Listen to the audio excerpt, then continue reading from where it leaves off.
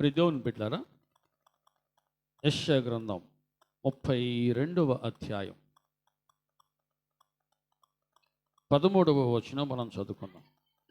అందరు తిండి. కొంతమంది తీయకుండా బైబిల్ తీసినట్టుగా ఉంటారు. ఇది పెద్ద పుస్తకం కాబట్టి ఖచ్చితంగా అందరూ తీస్తారు. చిన్న పుస్తకాలు తీరు, కానీ ఖచ్చితంగా అందరూ ఈ గ్రంథాన్ని తీయాల్సిందే. 32వ అధ్యాయం 13వ వచనం. నా జనుల భూమిలో ఆనందపురములోని ఆనంద గృహములన్నిటిలో మొండ్ల తుప్పలను బలురక్కసి చెట్లను పెరుగును. పైనుండి మన మీద ఆత్మ కొమ్మరింపబడు వరకు నగరి విడువబడును, జన సమూహం గల పట్టణము విడువబడును. చాలా ప్రియ దేవుని బిడ్డలారా, ఈ కడవరి దినాల్లో కుటుంబాలు ఎలా ఉంటాయి, ఎలా ఉండబోతున్నాయి, ఇవన్నీ కూడా లేఖనాల ద్వారా మనం అనేక విషయాలు పరిశీలించాం. ఈ కడవరి దినాల్లో ఒక ప్రవచనం బాగా నెరవేరుతూ ఉంది. ఏంటి ఆ ప్రవచనం అంటే, పెద్ద కుటుంబాలు పాడైపోతున్నాయి, చిన్న కుటుంబాలు చీలిపోతున్నాయి. ఆ కాలంలో మనం ఉన్నాం. దేవుడు ఎప్పుడో ఈ ప్రవచనాన్ని తన ప్రవక్తల ద్వారా పలికించాడు. చివరి దినాల్లో ఏమవుతుందంటే, పెద్ద కుటుంబాలు పాడైపోతాయి, చిన్న కుటుంబాలు చీలిపోతున్నాయి. ప్రతి దేవుని బిడ్డలారా,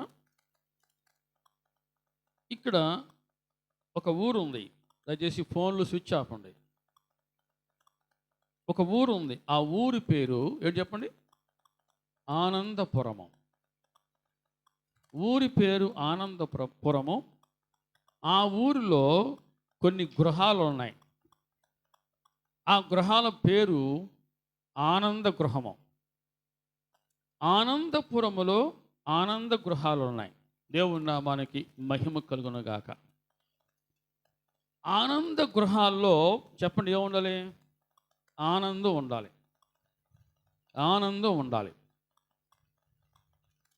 ఆనందపురములో ఆనంద గృహాలు ఉన్నాయి, కానీ ఆనంద గృహాల్లో మొండ్ల తుప్పలు మొలుస్తున్నాయి. మొండ్ల తుప్పలు బలురక్కసి చెట్లు పెరుగుతున్నాయి, పెరుగును అని ఇక్కడ ప్రవచనం ఉంది. ప్రతి దేవుని బిడ్డలారా, మనుష్యుల మనస్తత్వాలు, ఆలోచన ధోరణి, ఇవన్నీ దేవునికి తేటగా తెలుసు. మనం పుట్టకముందే, కడుపులో నలుసై పడకముందే అసలు మన జీవితము ఎలా ఉంటుందో, ఎలా ఉండబోతుందో, మన ఆలోచన ఎలా ఉంటుందో, మనం చేసే పనులు ఎలా ఉంటాయో సమస్తమును ఎరిగి ఉన్నవాడైన మరి దేవుని బిడ్డలారా, ఈ రోజుల్లో ఈ కడవరి దినాలలో ఎక్కడ చూసినా మొండ్ల తుప్పలు బలురక్కసి చెట్లు పెరుగుతూ ఉన్నాయి. మొండ్ల తుప్పలు బలురక్కసి చెట్లు పెరుగుతున్నాయి. దేవుడు ఎప్పుడో ఇది మనుషుల మనస్తత్వాలను ఎరిగి తన ప్రవక్తల ద్వారా పలికించిన ప్రవచనం ఇది. ఒకనాడు చిన్న చిన్న ఇల్లున్న అదే ఇంట్లో 4 పిల్లలు ఉన్నారు. తల్లిదండ్రులు, 4 పిల్లలు చక్కగా కాపురం చేసుకున్నారు.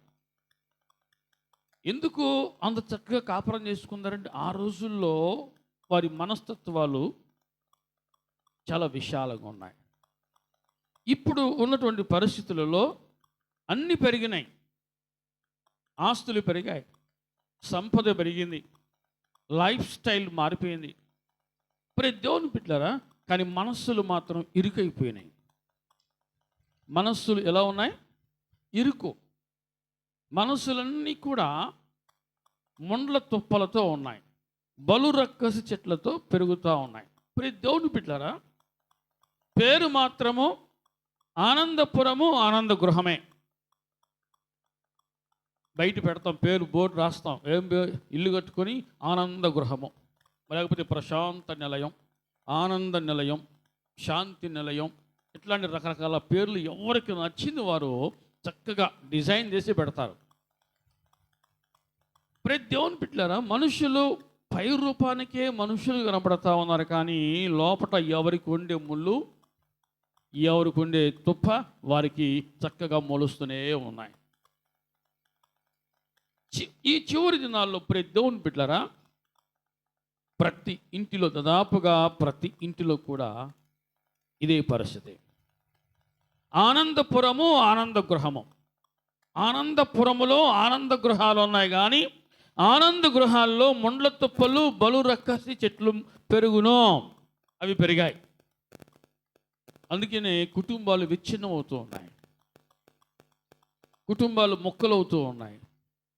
దేవుని బిడ్డలారా, ఈ ముండ్ల తుప్పలు, ఈ బలు రక్కసి చెట్లు ఎక్కడ పెరుగుతాయో, ఏ గృహంలో పెరుగుతాయో ఆ గృహములో మనుషులు మనుషుల్లాగా ఉండరు, మనుషులు మనుషుల్లాగా ప్రవర్తించరు.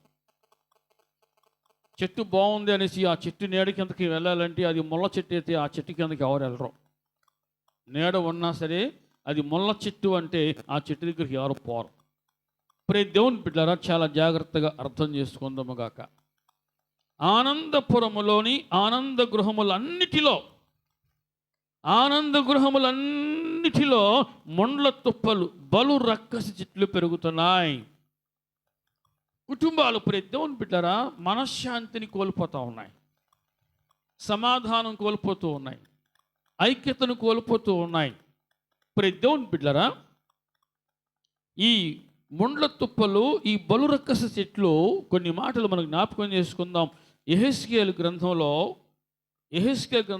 దేవుని బిడ్డలారా ఒక చక్కటి మాట మనం చూస్తున్నాం. 2వ అధ్యాయంలో ఈ ముండ్ల తుప్పలు, ఈ బలు రక్కసి చెట్లు అంటే ఈ స్వభావంలో 5వ వచనం, నరపుత్రుడా, నీవు బ్రహ్మదండి చెట్లలోనూ ముండ్ల తుప్పల్లోనూ తిరుగుచున్నావు. చాలు. ఎక్కడ తిరుగుతున్నాడు మనుషుడు? బ్రహ్మదండి చెట్లలోనూ ముండ్ల తుప్పలలోనూ తిరుగుచున్నావు, తేళ్ల మధ్య నివసించుచున్నావు. తేళ్ల మధ్య, యెహెజ్కేలు 2వ అధ్యాయము 5వ వచనం. తేళ్ల మధ్య నివసించుచున్నావు. అయినను అంటే ఆ జనులు ఎటువంటి వారంట? అయినను ఆ జనులకు భయపడకుమో, వారి మాటలకు భయపడకుమో, భయపడకుందవుగాక. దేవుని బిడ్డలారా, ఈనాడు మనుషుల స్వభావాలు ఎలా ఉన్నాయంటే, ఎలా ఉన్నాయి? ముండ్ల తుప్పల్లాగా ఉన్నాయంట. తేళ్ల వంటి స్వభావం, పాము వంటి స్వభావం ఈనాడు మనుషులలో పెరిగిపోతూ ఉంది. అది పాకుతూ ఉంది, కంటికి కనబడకుండా అది ఎదుగుతూ ఉంది. దేవుని బిడ్డలారా, నరపుత్రుడా, నీవు బ్రహ్మదండి చెట్లలోనూ ముండ్ల తుప్పలలోనూ తిరుగుచున్నావు, తేళ్ల మధ్య నివసించుచున్నావు అంటున్నాడు దేవుడు. ఏమన్నాడు? అయినను ఆ జనులకు భయపడకము, వారి మాటలకు, అంటే గాయపరిచేటువంటి మనుషులు, దుఃఖ పెట్టేటువంటి మనుషులు, ఇబ్బంది పెట్టేటువంటి మనుషులు, దేవుని బిడ్డలారా, అటువంటి మనుషుల మధ్యలో ఉన్నావు. జాగ్రత్త, నువ్వు జాగ్రత్తగా ఉండవు. అటువంటి వారికి నువ్వు భయపడొద్దు, కానీ నేను నీకు తోడై ఉన్నాను అని దేవుడు వాగ్దానం ఇస్తూ ఉన్నాడు. దేవుని బిడ్డలారా, ఇక్కడ మనం చూస్తున్న 32వ అధ్యాయం 13వ వచనంలో ఆనంద గృహములో ఆనందం వెదజల్లాలి, పరిమళ వాసన వెదజల్లాలి, సుఖశాంతులు వెదజల్లాలి. కానీ ఈ ఆనంద గృహములో ముండ్ల తుప్పలు వెల్లు విరుస్తున్నాయి, పెరుగుతూ ఉన్నాయి. దేవుని బిడ్డలారా, ఈ ముండ్ల తుప్పలు, ఈ బలు రక్కసి చెట్లు, ఇటువంటి స్వభావాలు ఏ మనుషులలో పెరుగుతాయో ఆ మనిషి తనకు మాత్రమే కాదు, తన చుట్టూ ఉన్న వారికి కూడా ప్రమాదకారే, తన చుట్టూ ఉన్న వారికి కూడా ఇబ్బందిని కలిగిస్తూ ఉంటారు. దేవుని బిడ్డలారా, ఈ చివరి దినాల్లో ఇదే నడుస్తూ ఉంది. ఏ ఇంటిలో చూసినా, మన భాషలో మనం చెప్పుకోవాలంటే ఒక్కొక్క ఇంటికి ఒక్కొక్క గాథ. అసలు మాకు ఏ గాథ లేదండి, మాకు అంతా హ్యాపీ లైఫే అనుకున్న వారు ఉన్నారా అంటే, మనం ఇప్పుడు ఒక పాట పాడుకున్నాం. ఏం పాట పాడాం? డాను పాడాడు. ఏం పాట అది?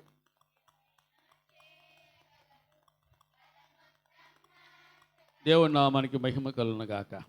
దేవుడు నీ కథ మొత్తాన్ని మార్చివేయును గాక. దేవుని బిడ్డలారా, దేవుని సన్నిధిలో దేవుని నువ్వు ప్రార్థించినప్పుడు ఖచ్చితంగా దేవుడు నీకు కావలసిన కృపను, కావలసిన కాపుదలను సమృద్ధిగా అనుగ్రహిస్తాడు. పొందుకొందువుగాక. దేవుడు, ప్రియ దేవుని బిడ్డలారా, నీవు దేవుణ్ణి ఎరిగి ఉన్నావు. దేవుని యందు ఒక నమ్మకం నీకు ఉంది, ఒక విశ్వాసం ఉంది. ఏంటి ఆ విశ్వాసం అండి? దేవుడు నా బ్రతుకును మార్చగలడు, నా చరిత్రనే మార్చగలడు, నా జీవితాన్ని దిద్దగలడు. ఆ విశ్వాసంతో ఉండు. ఖచ్చితంగా నీ జీవితాన్ని అందమైన జీవితముగా తీర్చిదిద్దగలడు. పొందుకొందువుగాక. అన్నా, నేను మంచి బిల్డింగ్లో ఉన్నాను, కానీ నేనున్న ఇంట్లో నాకు సంతోషం లేదు అనేవాళ్ళు లేరా? ఉన్నారు. ఒకసారి ఇట్లాగే ప్రియ దేవుని బిడ్డలారా, ఒక ప్రాంతానికి నేను వెళ్ళాను. అనుకోకుండా ఒక గృహాన్ని నేను దర్శించినప్పుడు బయట నుండి చూస్తానికి ఆ ఇల్లు చాలా బాగుంటుంది. అసలు ఆ ఇల్లు అంటే ఇలా ఉండాలి, ఇలా కట్టుకోవాలి అసలు అన్నంత ఫీలింగ్ వచ్చేస్తుంది ఆ ఇల్లు చూస్తే. అంత నీట్గా ఉంది ఆ ఇల్లు. ప్రియ దేవుని బిడ్డలారా, ఆ ఇంటికి వెళ్ళిన తర్వాత ఆ ఇంట్లో ఆ ఇంటి యజమానురాలు ఒక్కతే ఉంది. చాలా నీరసంగా ఉంది. మా బాగున్నా అంటే, అయ్యా బాగున్నాను అయ్యా, ప్రైజ్లార్డ్ అయ్యా, ఇప్పుడే రావటం, మీరు చాలా సంతోషం అయ్యా, మీరు ఈరోజు మా ఇంటికి వచ్చారయ్యా, చాలా సంతోషంగా ఉందయ్యా అని చెప్పి గబగబా ఇంట్లోకి తీసుకెళ్ళిపోయి వెంటనే ముందు ఇంకొక అలవాటు ఏంటంటే టీ పెట్టింది. సరే టీ పెట్టింది.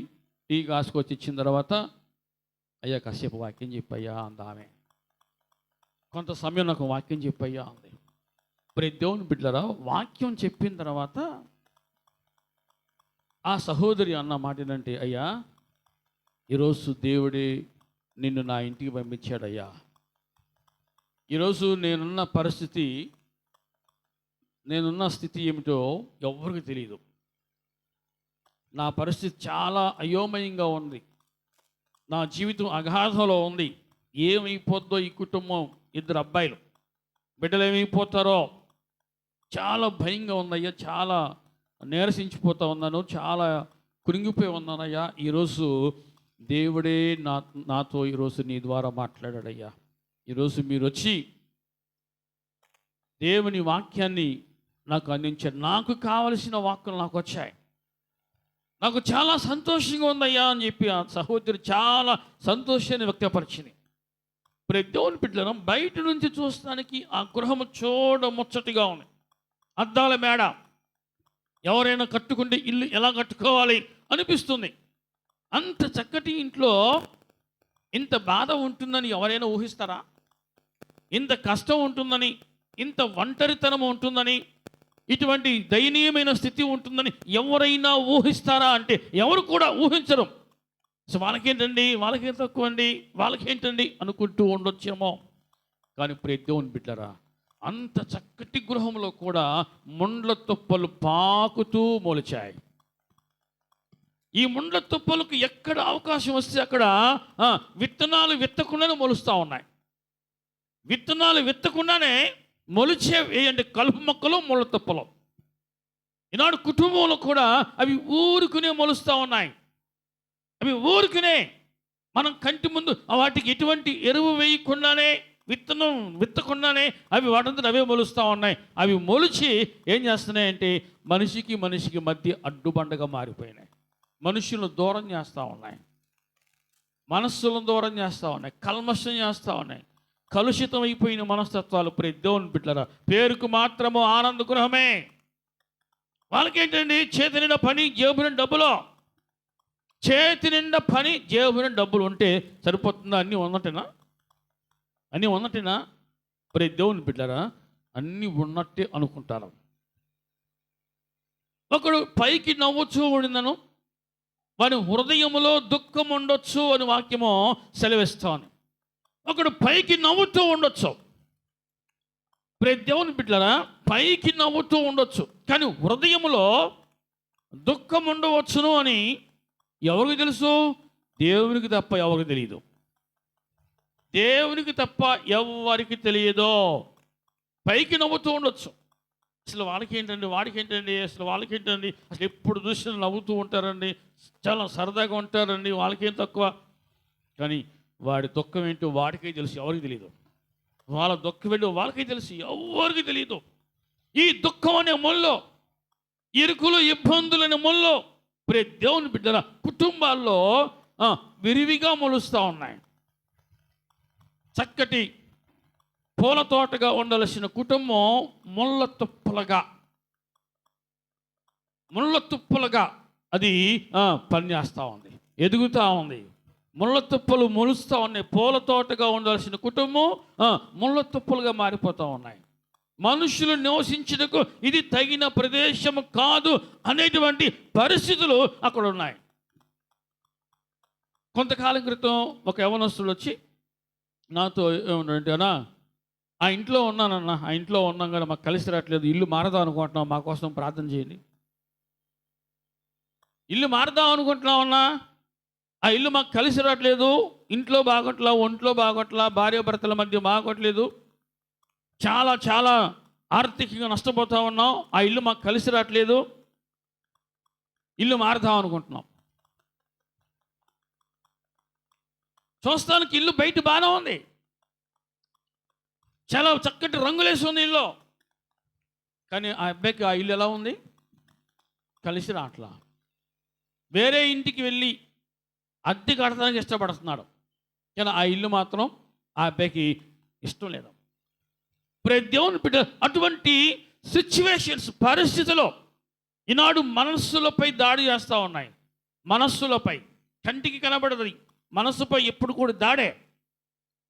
ప్రతి దేవుని బిడ్డలారా, వీళ్ళు కొంతమంది ఇల్లు మారేవాళ్ళు కూడా ఉన్నారు, మారుతున్నారు. మేము ఇల్లు మారేవండి అనేవాళ్ళు కూడా ఉన్నారు. అయ్యా ఏంటండి ఇంతకుముందు మీరు అక్కడ ఉన్నారు కదా, ఇప్పుడు ఎక్కడికి వచ్చారండి, ఇల్లు మారేవన్నా, ఎందుకని ఆ ఇల్లు ఏదో కారణం చెప్పి ఏదో సాకేనండి, ఆ ఇల్లు దూరం అయిపోయింది లేదన్నా.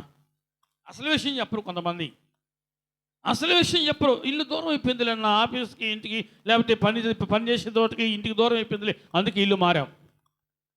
ప్రతి దేవుని బిడ్డలారా, ఆనంద గృహాలే, చూడ ముచ్చటగా కట్టుకున్న గృహాలు, చూడ ముచ్చటైన పొదరిల్లు, చక్కటి సుందరంగా తీర్చిదిద్దుకున్న గృహాల్లో పోదోట లేదా పరిమళ వాసన వెదజల్లాల్సిన దానికి బదులుగా ముళ్ళ తుప్పలు మొలుస్తూ ఉన్నాయి.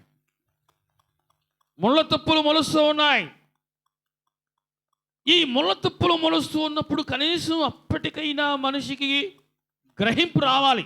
ఏంటి, నా ఇంటిలో ఎందుకు ఈ ముళ్ళ తుప్పలు మొలుస్తూ ఉన్నాయి, నా గృహంలో ఎందుకు ఇటువంటి ఈ బ్రహ్మదన చెట్లు, ఈ బలురక్కస చెట్లు ఎందుకు మొలిశాయి?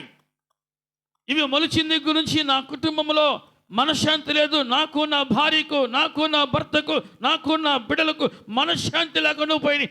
ఎందుకు, ఇవి ఎలా మొలిచాయి అనేటువంటి గ్రహింపు ఉంటే ఖచ్చితంగా జవాబు వస్తుంది.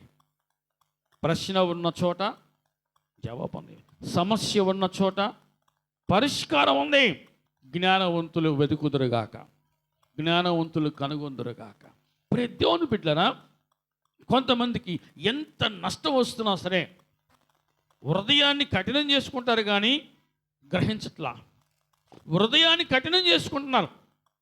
ఉంటే ఉన్నా పోతే పోయాలే, ఇక జరిగేది ఇక అయిపోయింది, ఇక నా జీవితం అయిపోయింది, ఉంటే ఉన్నా పోతే పోయా అనుకునేటువంటి తారాస్థాయికి వెళ్ళిపోయే సిచ్యువేషన్లో ఉన్న వాళ్ళు కూడా ఉన్నారు.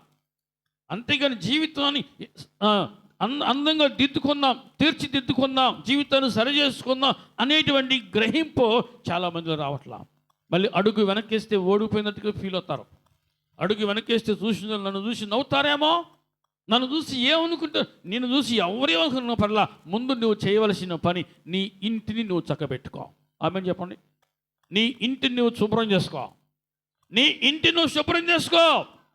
అప్పుడప్పుడు ఇంటిలో చెప్పండి, మనం చూస్తూ ఉండగానే ఏమొస్తుంది, బూజు. చక్కగా ఇల్లు కట్టుకుంటారు కానీ కొంతమందికి ఇల్లు శుభ్రం చేసుకునే టైం కూడా ఉన్నట్లా.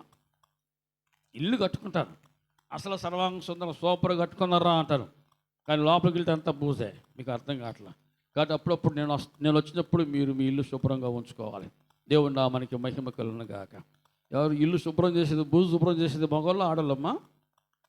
పెద్దలు మీరు చెప్పండి, ఎవరు శుభ్రం చేస్తారు ఇల్లు? దేవుడు మనకి మహిమ కలుగును గాక. మనము మన గృహాలను ఎలా శుభ్రం చేసుకుంటామో ప్రియ దేవుని బిడ్డలారా, అదేవిధంగా మనము మన మనస్సులను కూడా, మనస్సులో పెరిగిపోతున్న ఆ ముళ్ళ తొప్పలు ఏవైతే ఉన్నావో, ఆ బలు రక్కస చెట్లు ఏవైతే ఉన్నావో వాటిని తీసేసుకోవాలి. తీసివేసుకుందాము గాక. నీ హృదయమే ఒక పొలము. నీ హృదయమే ఒక పొలము. నీ హృదయం అనే ఆ పొలములో మంచి పంట పండితే నీ ఇల్లు ఎప్పుడు కూడా సుఖశాంతులతో ఉంటుంది.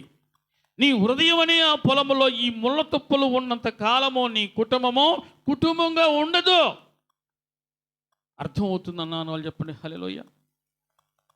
మరి ఈ ముళ్ళ తుప్పలు పోవాలంటే ఏం చేయాలి? 32వ అధ్యాయం మనం చూస్తున్న 13వ వచనం. పైనుండి మన మీద ఆత్మ కొమ్మరింపబడు వరకు. ప్రియ దేవుని బిడ్డలారా, దేవుని ఆత్మకు నీ ఇంటిలో స్థలం ఇస్తే ఆ ముళ్ళ తుప్పలన్నీ పోతాయి. దేవునికి స్థలం ఇవ్వు. నీ గృహంలో, నీ హృదయంలో దేవునికి స్థలం ఇవ్వు. చాలామంది అన్నా నేను ఎప్పుడో ఇచ్చానన్నా నిజంగా లోపడుతున్నావా? యోహాను సువార్త 8:31 ఒక మాట ఏముందంటే, యేసు తన యందు విశ్వాసం ఉంచిన యూదులతో ఏమన్నాడు?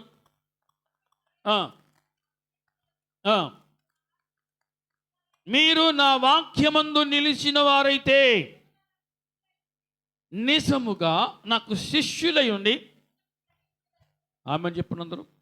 ప్రియ దేవుని బిడ్డలారా, చాలాసార్లు మనం వాక్యం వింటాం కానీ కదా, వాక్యాన్ని చాలా శ్రద్ధగా వినేవాళ్ళు కూడా ఉన్నారు. కానీ ఆచరణలోకి వచ్చేసరికి ఫెయిల్ అవుతున్నారు. మనం రాసే పరీక్షల్లో ఏ ర్యాంకుతో పాస్ అయ్యామంటే first rank, second rank, third rank pass అయ్యారండి. యావరేజ్గా పాస్ అయ్యాం అంటే యావరేజ్ మార్క్స్ ఎన్ని? సుమారుగా పాస్ మార్క్ ఎంతమ్మా? 35-40 అనుకోండి. కనీసం 35-40 మార్కులు కూడా తెచ్చుకోలేని స్థితిలో ఈనాడు నీ ఆత్మీయ జీవితం ఉందేమో ఆలోచించాయి. ప్రియ దేవుని బిడ్డలారా, నీ జీవితంలో దేవుని వాక్యానికి చోటు ఉన్నదా? అంటే నీవు దేవుని వాక్యానికి విధేయుడిగా ఉన్నావా, కట్టుబడుతున్నావా, లోబడుతున్నావా అనేది ఖచ్చితంగా నువ్వు పరిశీలించుకోవాలి. అందుకని కొన్ని సందర్భాల్లో అపోస్తలుడైన పౌలు అంటాడు, మోసపోకుడి, దేవుడు వెక్కిరించబడడు. మనుష్యుడు ఏమి విత్తునో నీ హృదయం అనే పొలములో నువ్వు ఏది విత్తుకుంటావో అదే మొలిచిది. నీ హృదయం అనే పొలములో ఏది విత్తుతావో అదే నీలో పనిచేస్తూ ఉంటుంది, అదే మొలిచిది. అది మహావృక్షంగా మారకముందే దాన్ని కోకటి వేలతో పెగిలిస్తే నువ్వు ధన్యుడు అవుతావు, ధన్యురాలు అవుతావు. ఏమి విత్తుతున్నావు? స్పృహ ఉందా? గ్రహింపు ఉందా? ఆలోచన శక్తి ఉందా? వివేచన శక్తి ఉందా? దేవుని వాక్యానుసారంగా నీవు విత్తుతున్నావా? ఏం విత్తుతున్నావు? ఎప్పుడైనా నీవుగా పరిశీలించుకుంటే ఖచ్చితంగా నీ ప్రశ్నకు నీకు సమాధానం దొరికింది. నీ సమస్యకు నీవే పరిష్కారాన్ని కనుగొందువుగాక. ఇక మనం చూస్తున్నాం, పైనుండి మన మీద ఆత్మ కొమ్మరింపబడు వరకు. అంటే దేవుని ఆత్మకు నీవు నీ గృహములో, నీ హృదయములో చోటు ఇస్తే తప్ప ఈ ముళ్ళ తుప్పులు మొలుస్తూనే ఉంటాయి. దేవునికి నీ హృదయములో చోటు ఇవ్వాలి. అందుకనే అపోస్తలుడైన పౌలు అంటాడు, కొరింథీ పత్రిక 3వ అధ్యాయం 16వ వచనంలో, 3:16, మీరు దేవుని ఆలయమై ఉన్నారని, దేవుని ఆత్మ మీలో నివసించుచున్నాడని మీరు ఎరుగరా? ఎవడైనను ఏముందమ్మా? దేవుని ఆలయమును పాడు చేసిన ఎడల దేవుడు వానిని పాడు చేయను.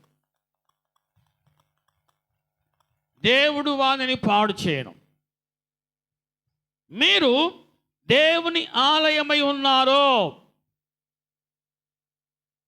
మీరు మీ ప్రక్కన ఉన్న వారితో ఈ మాట చెప్పండి, నీవు దేవుని ఆలయము. ఏం డౌటా? నీవు దేవుని ఆలయము. ఇప్పుడు నీ ఇంట్లో ఎవరు ఉంటారు? నీ ఇంట్లో నీవే ఉంటావు. ఇంకొకరు వచ్చి ఇల్లు నాది అంటే నువ్వేమంటావు? ఏమంటావు చెప్పనమ్మా? సరేదా నీకోసం గట్టి పెట్టేదా, నువ్వే వండు, మేమే బయటికి పోతాం అంటావా? అంటావా? సచ్చిన మాట అనవు. ఎవడెవరా నువ్వు మా ఇంటికి వచ్చి మా ఇల్లు అంటావేంటి? ప్రతి దేవుని పెట్టారా? దేవుని ఇంటిలో దేవునికి చోటు ఇవ్వకపోతే దేవుడు ఏం చేస్తాడు? ఇక్కడే ఉంది దేవుడు వానిని పాడు చేయను. ఈ ముళ్ళ కంపలు, ఈ ముళ్ళ తుప్పలు, ఈ బలురక్క చెట్లు ఆక్రమించుకునే దేవుని ఇంటినే. దేవుని ఇంటిలో ప్రతి దేవుని బిడ్డలారా, మీరే దేవుని ఆలయము. ఆ ఆలయంలో దేవునికి చోటు ఇవ్వాలి. దానికి బదులుగా ఈ ఆలయములో ముళ్ళ తుప్పలు, బలురక్క చెట్లు మొలుస్తూ ఉన్నాయి.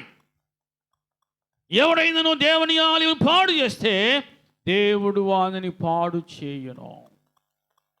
దేవుడు పాడు చేస్తే ఇంకెవరైనా బాగు చేసే అంత మగోడు ఉన్నాడు భూమి మీద? ఉన్నారా? దేవుడు పాడు చేసిన వాడిని నీకు ఎవరు కూడా పాడు చేసేంత సత్తా ఎవరికి లేదు. ఎవరు లేరు బాగు చేసే సత్తా, ఎవరు లేదు. దేవుడు బాగు చేస్తే ఎవరు పాడు చేయలేరు, దేవుడు పాడు చేస్తే ఎవరు బాగు చేయలేరు. అర్థం అవుతుంది అని వాళ్ళు చెప్పండి. హల్లెలూయా. మరలా చదువుకున్నాం. మీరు దేవుని ఆలయమై ఉన్నారని దేవుని ఆత్మ మీలో, చెప్పండి, దేవుని ఆత్మకి మీ హృదయంలో చోటు ఉందా? దేవుని ఆత్మకు మీ హృదయంలో చోటు ఉన్నదా? ప్రతి దేవుని బిడ్డలారా, దేవుని ఆత్మ మీలో ఉంటే మీ జీవితం ఎప్పుడు కూడా పరిమళ వాసనగా, క్రీస్తు పరిమళ వాసనగా వెదజల్లును. క్రీస్తు పరిమళ వాసనగా నీ కుటుంబము వ్యాపించునుగాక. దేవుని ఆత్మకు చోటు ఇయ్యలేదు అంటే అర్థము నీవు దేవుని వాక్యానికి లోబడుట లేదు అని అర్థం. నువ్వు ఎక్కడో తప్పిపోతున్నావు, నువ్వు ఎక్కడో తొలగిపోతున్నావు, అతిక్రమిస్తున్నావు. నువ్వు ఎప్పుడైతే తొలగిపోతున్నావో, అతిక్రమిస్తున్నావో, ధిక్కరిస్తున్నావో, ఆ టైంలో దేవుని ఆత్మ నీలో ఉండి నిన్ను హెచ్చరిస్తూ ఉంటే నువ్వు తప్పు చేస్తున్నావు జాగ్రత్త, నువ్వు తప్పు చేస్తున్నావు జాగ్రత్త, నువ్వు దేవుని మాటను ధిక్కరిస్తున్నావు, అతిక్రమిస్తున్నావు జాగ్రత్త, ప్రమాదాలు పడతావు జాగ్రత్త అని హెచ్చరిస్తూ ఉంటే ఎవరైతే లోపడతారో, సరి చేసుకుంటారో వారు ధన్యులు అవుతారు. ఆమని చెప్పండి. ఇది నాకు సంబంధించింది కాదులే, అందరూ బకెట్లా, అందరూ బాగానే ఉన్నారుగా అనుకుంటూ హృదయాన్ని కఠినం చేసుకొని ఆజ్ఞను అతిక్రమిస్తే, దేవుని వాక్యం ధిక్కరిస్తే నువ్వు ఖచ్చితంగా ఎక్కడో ఒక దగ్గర ప్రమాదంలో పడతావు. ఖచ్చితంగా పడతావు ప్రియ దేవుని బిడ్డలారా. ఎందుకంటే దేవుని నీ ఇంటిలో ఉన్నంతసేపు నీకు ప్రమాదం లేదు. కానీ ఎప్పుడైతే నీవు సరిహద్దును అతిక్రమిస్తావో ఖచ్చితంగా ప్రక్కనే ఉంటాడు శత్రువు, వాడు నీ మీద దాడి చేస్తాడు. శత్రువు పొంచి ఉంటాడు. అందుకే నా అపోస్తలుని పేతురు అంటాడు చూడండి, పేతురు పత్రికలో, పేతురు పత్రిక 5వ అధ్యాయం 7వ వచనం చూస్తున్నాం. 8వ వచనం, 7, 8. నిబ్బరమైన బుద్ధి గలవారే మెలకువగా ఉండుడి. మీ విరోధి అయిన అపవాది గర్జించు సింహము వలె ఎవరిని మృంగుదునా అని వెతుకుచు తిరుగుచున్నాడు. ప్రియ దేవుని బిడ్డలారా, ఎప్పుడైతే నీవు అతిక్రమిస్తావో, సరిహద్దును దాటుతావో, ఖచ్చితంగా నువ్వు సరిహద్దు దాటిన మరుక్షణమే నీ ప్రక్కనే పొంచి ఉన్నాడు. ఎవడాడో వాడు ఎలా ఉన్నాడంట? గర్జించు సింహము వలె. సింహము నోటికి నువ్వు దొరికావో అంతే, ప్రమాదంలో పడ్డట్టే. నీవు లోపట ఉన్నంతసేపు నీకేం కాదు. దేవుని వాక్యము లోపట నీ జీవితం ఉన్నంతసేపు, ఆ సరిహద్దులో ఉన్నంతసేపు యు ఆర్ వెరీ హ్యాపీ. నువ్వు చాలా సంతోషంగా ఉంటావు, చాలా సంతోషంగా ఉంటావు. కానీ ఎప్పుడైతే నువ్వు అతిక్రమిస్తావో లోపట అప్పుడే అంతరంగంలో మొదలైంది పోరాటం. ఆ పోరాటంలో కూడా నీవు నీ హృదయాన్ని ధిక్కరించి నువ్వు దాటిపోయావో ఖచ్చితంగా వాడి నోట నువ్వు చిక్కుతావు. ఎవరిని మృంగుదునా. ప్రతి దేవుని బిడ్డరా, మీకు చాలాసార్లు జ్ఞాపకం చేశాను, మరణం ఎప్పుడు కూడా నీకు దూరంగా ఉండదు. ఎప్పుడు నీకు స్నేహితుడిగా నీ ప్రక్కనే పొంచి ఉంటుంది. తెలుసా మీకు? మరణం ఎప్పుడు కూడా దూరంగా ఉండదు, నీకు దగ్గరగా పొంచి ఉంటుంది. ఎప్పుడు పట్టుకుందామా, ఎప్పుడు గంపలు వేసుకుని వెళ్ళిపోదామా అన్నట్టుగా చూస్తాడు. ప్రతి దేవుని బిడ్డరా, ఎప్పుడు కన్ను మూసినా నీవు దేవుని యొద్దకు వెళతాను అనే నమ్మకం నీకు ఉండాలి, ఉండునుగాక. ఖచ్చితంగా నువ్వు దేవుని ఇంటిలోనే ఉండాలి, దేవుని ఇంటిలోనే ఉండాలి. ఆయన అంటున్నాడు, నీవు దేవుని ఆలయమై ఉన్నావు. ఆమె చెప్పండి, నువ్వు దేవుని ఆలయమై ఉన్నావు. నీవు దేవుని ఆలయముగా ఉండాలి, కానీ ముండ్ల తుప్పలకు నువ్వు నిలయముగా ఉండకూడదు. గుర్తుపెట్టుకు ఈ మాట. ముండ్ల తుప్పలు నీలో ఉండకూడదు, ఇరుకుమైన నీలో ఉండకూడదు. ప్రతి దేవుని బిడ్డలారా, నీ హృదయము సారవంతమైన భూమిగా ఉంటే, నీ హృదయాన్ని నువ్వు సారవంతమైన భూమిగా మార్చుకుంటే, దేవుని వాక్యం అనే విత్తనాలు ఆ భూమిలో మొలిచినప్పుడు నీ జీవితము నూరంతలుగా ఫలించింది, ఫలించునుగాక. దేవుని ఆత్మకు చోటు ఉన్న దగ్గర ముండ్ల తుప్పలకు చోటు లేదు. దేవునికి చోటు ఉంటే అక్కడ ముండ్ల తుప్పలకు చోటు లేదు. దేవుని నామానికి మహిమ కలుగునుగాక. చూడండి, మరి ఒక మాట మీకు జ్ఞాపకం చేస్తున్నాను ప్రియ దేవుని బిడ్డలారా. యెషయా గ్రంథంలో, యెషయా గ్రంథము 27వ అధ్యాయం, యెషయా గ్రంథము 27వ అధ్యాయంలో 2 నుంచి చదువుకుందాం. ఆ దినమున మనోహరమగు ఒక ద్రాక్షావనము ఉండును, దాని గూర్చి పాడుడి.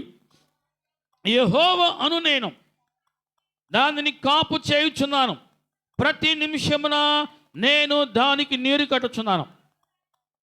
ఎవడును దాని మీదికి రాకుండానట్లు దివారాత్రము దానిని కాపాడుచున్నాను. గచ్చ పొదలను బలు రక్కసి చెట్లను ఒకవేళ ఉండిన ఎడల యుద్ధము చేయు వాని వలె నేను వాటిలోకి వడిగా చొచ్చి అక్కడ ఉన్న ముండ్ల తుప్పలను బలు రక్క చెట్లను కాల్చివేయుదును. దేవుని నామానికి మహిమ కలుగునగాక. నీ గృహములో, నీ హృదయములో దేవుడు గనక ఉంటే, దేవునికి నువ్వు చోటు ఇస్తే, దేవునికి నువ్వు అవకాశం ఇస్తే, అక్కడ మొలిచిన ముండ్ల తుప్పలు ఏవైతే ఉన్నావో, బలు రక్కసి చెట్లు ఏవైతే ఉన్నావో, ఆయన అంటున్నాడు, నేను యుద్ధము చేయువాని వలె నేను వాటిలోకి వడిగా చొచ్చి తప్పక వాటిని కాల్చివేయబడునుగాక. ఈరోజు నీకు నీ కుటుంబానికి, ఈరోజు నీకు నీ భర్తకు, ఈరోజు నీకు నీ బిడ్డలకు మధ్య ఏ ముండ్ల తుప్పలైతే ఉన్నాయో, పనిచేస్తూ ఉన్నాయో, అవి కాలిపోవునుగాక. కొన్నిసార్లు చూడండి, భార్యాభర్తల మధ్య మొలుస్తూ ఉంటాయి. భార్యాభర్తల మధ్య తొందరగా మొలుస్తాయి ఇప్పుడు ఈ దినాల్లో. మీకు అర్థం కావట్లేదు. ఏంటివి ఏంటివి చెప్పండమ్మా అంటే మీకు ఎవరికి తెలీదా? మీరు చాలా మనుషులు. దేవుడు నామానికి మహిమ కలుగునుగాక. అవి కాలిపోవునుగాక. అన్నదమ్ముల మధ్యలో మొలుస్తున్న ముండ్ల తుప్పలు ఏవైతే ఉన్నావో దేవుడు వాటిని కాల్చివేయునుగాక. తోడి కోడల మధ్య మొలిచిన ముళ్ళ తుప్పలు ఏవైతే ఉన్నావో దేవుడు వాటిని కాల్చివేయునుగాక. ప్రతి దేవుని బిడ్డలారా, ఎక్కడెక్కడైతే ఈ ముండ్ల తుప్పలు ఉన్నాయి, ఇక్కడ మనం చూస్తున్నాం, యెహోవా అను నేను దానిని కాపు చేయుచున్నాను. ఆ ద్రాక్షావనము, మనం అందరిని దేవుడు ఏమి పిలిచి తెలుసా? ద్రాక్షావనము. దేవుడు మనల్ని ఒక తోటగా చూస్తున్నాడు. దేవుడు నామానికి మహిమ కలుగునుగాక. ఒక తోటగా దేవుడు చూశాడు మనల్ని. పిల్లలకి ఒక క్లాస్ ఉంది, 2 క్లాసులు ఉన్నాయి, మీకు తెలుసో తెలీదు. ఒకటి ఎల్కేజీ, 2 రోహిణి నువ్వు చెప్పు. ఒకటి ఎల్కేజీ, 2ది అంటే ఏంటమ్మా? ఎల్కేజీ అంటే ఏంటి? యూకేజీ అంటే ఏంటి? ఏమ్మా అన్నయ్య, మా అమ్మాయి ఎల్కేజీ, మా అబ్బాయి యూకేజీ అంటే ఏంటి?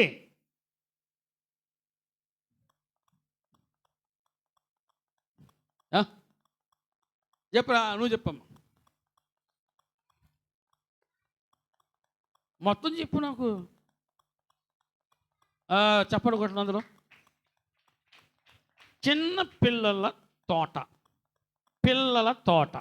ఆమె చెప్పండి అందులో తోట. ప్రతి దేవుని బిడ్డన మనం అందరం కూడా ఆ తోటలో మొలిచిన చిన్న చిన్న మొక్కలు. ఆమె దేవుడు మనల్ని ఒక తోటగా చూశాడు. ఆ తోటలో చూడండి, మన పొలంలో ముండ్ల తుప్పలు మొలిస్తే మనం ఏం చేస్తాం? కలుపు మొక్కలు మొలిస్తే మనం ఏం చేస్తాం? మొలిస్తే మొలిసినలే అంటావా? అలా ఒకవేళ వదిలేసామనుకు ఏమవుద్ది? ఏమవుతుంది అలా వదిలేస్తే? ఇక నువ్వు పంట వేయలేవు. ఎందుకంటే ఈ ముండ్ల తుప్పలో ఇవన్నీ కూడా ఈ పొలాన్ని ఆక్రమించాయి. పొలంలో ఇవి ఆక్రమించినప్పుడు నువ్వు అక్కడ ఏ విత్తనము విత్తలేవు. ఒకవేళ విత్తినా నువ్వు అనుకున్నంత పంట దిగుబడి నువ్వు చూడలేవు. అందుకని ముందుగా రైతు ఏం చేస్తాడంటే ఆ పొలంలో ఉన్న ముండ్ల తుప్పలు మొత్తాన్ని ఏం చేస్తాడు? కాల్చి వేస్తాడు. ఆమేన్. దేవుని పెట్టారా, ఇక్కడ దేవుడు కూడా అంటున్నాడు, నేను యుద్ధము చేయువాని వలె నేను వేటిలోకి గచ్చ పొదలు బలురక్క చెట్లు ఎక్కడైతే ఉన్నాయో వాటిలోకి యుద్ధము చేయువాని వలె వడిగాజొచ్చి తప్పక నా తోటను పాడు చేస్తున్నా. ఈ ముళ్ళ తప్పలో నా తోటను నా మొక్కలను పాడు చేస్తావునని వడిగాజొచ్చి వాటిని కాల్చి వేస్తా అంటాడు. దేవుని బిడ్డలారా, దేవుని ప్రజలు, దేవుని పిల్లలు కూడా ఈనాడు ఈ అనుభవాలను చూస్తున్నారు. ఏ అనుభవాలు? ముండ్ల తప్పుల అనుభవాలు. ప్రార్థన చేస్తూ ఉన్నా సరే ఎక్కడో గుచ్చుకుంటున్నాయి మళ్ళా. ప్రార్థన చేస్తూ ఉన్నా సరే ఎక్కడో గుచ్చుకుంటున్నాయి మళ్ళా. ఈ అనుభవాలు దేవుని బిడ్డలారా ప్రతి ఒక్కరు కూడా కలిగి ఉన్నారు. అసలు నాకు ఇంతవరకు ఏ ముళ్ళు గుచ్చుకోలేదు అన్న వాళ్ళు చెప్పండి. హల్లెలూయా. అన్న లేస్తే మాకు ఒళ్ళంతా అయ్యానన్నా. సూటిపోటి మాటలన్నా, కత్తిపోటు వంటి మాటలన్నా, గాయపరిచే మాటలన్నా, ఎవరు పడలేని మాటలన్నీ నేనే పడుతున్నానన్నా అని ఒక తల్లి చెప్పింది. ఇంకొక హక్కు వచ్చింది, అన్నా నేను కూడా పడుతున్నానయ్యా అంటది. ఇంకొకరు వచ్చారు, నేను కూడా పడను. ఎవరు? మీకు అర్థం కాల. అందరికీ ఉన్నాయి ఈ ముళ్ళు. దేవుని బిడ్డలారా, ఒక్కొక్క హృదయము ఒక్కో విధంగా ఈ ముళ్ళతో గుచ్చబడతా ఉంది. అందుకే నువ్వు ఈ పాట పాడాలి. ఏ పాటమ్మా? ఏమైనా. చాలా చక్కటి పాట కదా. ఖచ్చితంగా దేవుని బిడ్డలారా, నువ్వు దేవుని యందు విశ్వాసం ఉంచి నీ జీవితంలో ఎక్కడైతే మొలిచేయ ముళ్ళ తుప్పలో, ఈ గచ్చ పొదలో అవన్నీ కాలిపోనట్లుగా నీవు దేవుని సన్నిధిలో ప్రార్థన చేయి. నీ హృదయం అనే భూమిని సారవంతమైన భూమిగా నా దేవుడు మార్చునగాక. నూరంతల పంటనిచ్చే భూమిగా నీ హృదయాన్ని నా దేవుడు మార్చునగాక. నీ కుటుంబాన్ని మార్చునగాక.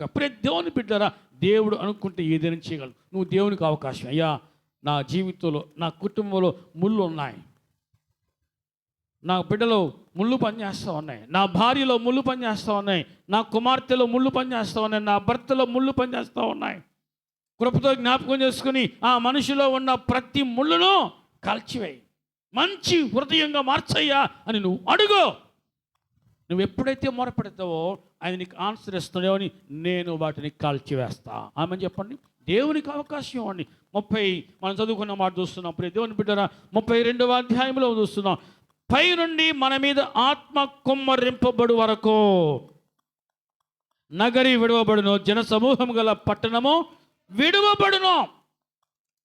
అంటే ఆత్మ లేకపోతే, నువ్వు ఆత్మను పొందుకోకపోతే, నీకు ఆత్మ అనుభవం లేకపోతే, నీ జీవితంలో, నీ కుటుంబంలో, నీ హృదయంలో దేవునికి చోటు లేకపోతే నీ జీవితం, నీ కుటుంబము దేవుని బిడ్డరా ఈ ముళ్ళ తుప్పలతో బలురక చెట్లతోనే నింపబడుతుంది.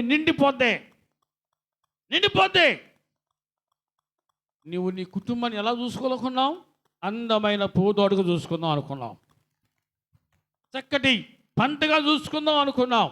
అటువంటి పంటలో, అటువంటి భూమిలో ఈ ముళ్ళ తుప్పులు వచ్చి పాడు చేస్తావంటే దేవుని బిడ్డరా, నువ్వు మౌనంగా ఉండలేక మోగరోధం చేస్తూ ఉన్న ఆ సమయంలో టైం వేస్ట్ చేసుకోకుండా దేవునికి చెప్పుకోయ్యా, నా పరిస్థితి ఇట్లాగుంది, నేను 1000 కళ్ళలతో నేను ఈ విధంగా నా జీవితాన్ని ప్రారంభించాను, కానీ మీ మధ్యలో ఈ అనుకోని ఈ ముళ్ళ తప్పులు మొలిచాయి. నేను అనుకున్నట్టుగా నా కుటుంబం లేదు, నా జీవితం లేదయ్యా, నా బిడ్డలు లేరయ్యా. కృపతో జ్ఞాపకం చేసుకొని ఎక్కడైతే ఈ ముళ్ళ తప్పులు ఉన్నాయో వాటిని కాల్చివేయి, అవి మరలా మొలకెత్తుకొని కాల్చివేయి అని అడిగితే దేవుడు నీ సమస్యకు పరిష్కారం చూపిస్తాడు. ఆమెను చెప్పండి. పరిష్కరించబడునుగాక. ఏ రూపంలో ముళ్ళ తప్పులు పనిచేస్తూ ఉన్నాయి ఆ ముళ్ళ తప్పులు కాల్చివేయబడునుగాక. మోకరించండి, ప్రార్థన చేసుకుందాం.